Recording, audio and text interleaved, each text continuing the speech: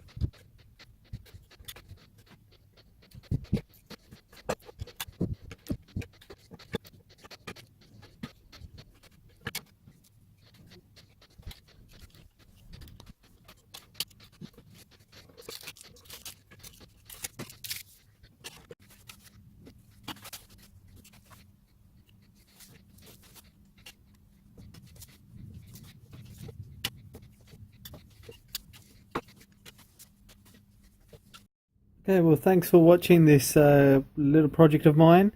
It's come out okay, not the best. You can see that the masking tape wasn't that great, and it soaked through the masking tape, so not the best result. However, not a bad first attempt. Bit rough around the edges, probably could have taken a bit more off there and taken a bit of time because it's not actually square, but it was a practice run and I wanted to see how it actually turned out. The next step for me will be reproducing this at a larger scale, but thank you so much for watching. Please don't forget to subscribe and like and leave a comment. If there's anything that I could have done better, please let me know.